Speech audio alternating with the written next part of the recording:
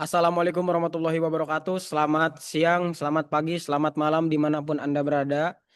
Saya Nizarifan Khairiansyah dengan NIM C2401231095. Di sini sebagai praktikan dari mata kuliah pengelolaan sumber daya perairan ingin mempresentasikan poster daripada tugas pengganti yang sudah saya buat.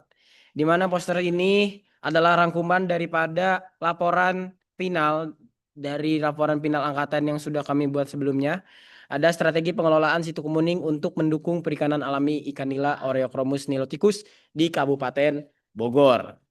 Ya, jadi situ kemuning ini pertama-tama untuk menjadi latar belakang, dia merupakan kawasan yang terletak di daerah Bilabong, di mana situ kemuning ini itu dia sering dimanfaatkan sebagai tempat rekreasi, di mana suka dijadikan juga pemancingan.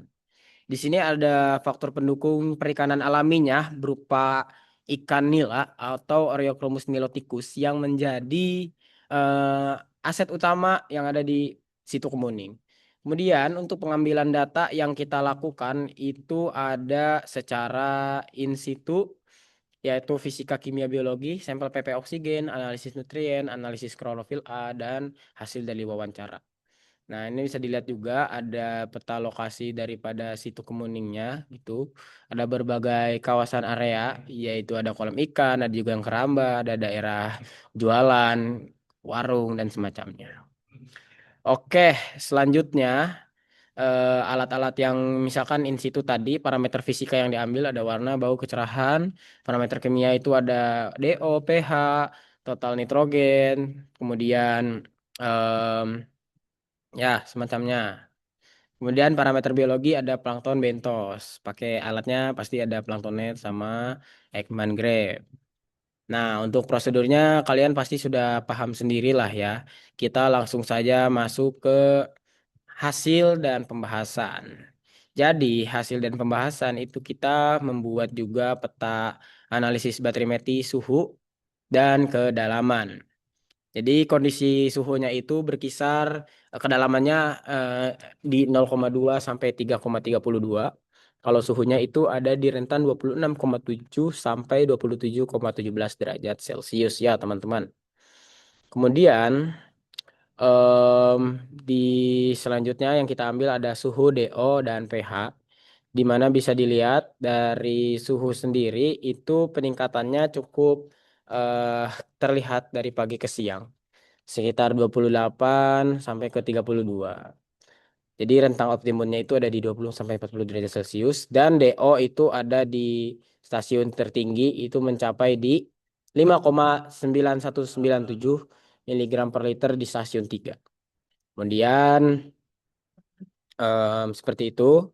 Dan untuk pH itu penurunan pH menunjukkan dominasi respirasi yang ada di perairan, di mana bisa dilihat pH stasiun 2 dan 3-nya itu menurun ya teman-teman.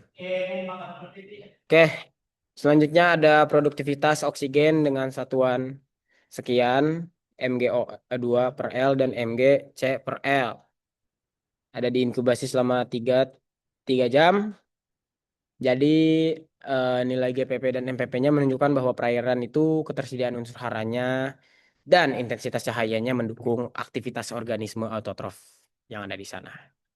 Selanjutnya di plankton, kelimpahan fitoplankton bisa dilihat teman-teman, itu dia sangat didominasi oleh Chlorophyceae pada fitoplankton.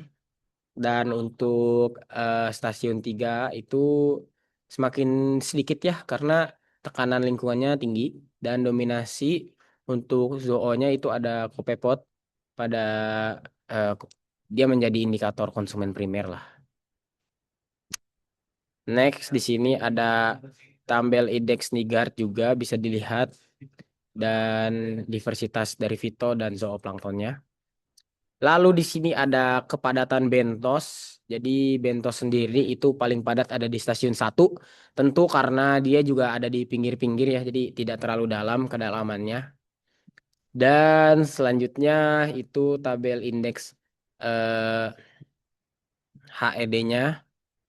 ada di stasiun 1 keanekaragamannya itu sedang merata, dominansinya ada Sipango, Paludina, SP, dan stasiun 2 itu ada keseragaman tinggi, dominasinya di Amnikola SP dan Pils Briokon KSP.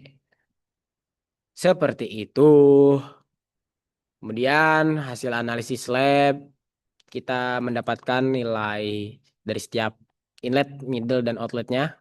Nitrat, nitrit, amonia, orto, total nitrat, total fosfor, dan klorofil A-nya bisa dilihat teman-teman. Jadi nitrat itu cenderung banyak di inlet.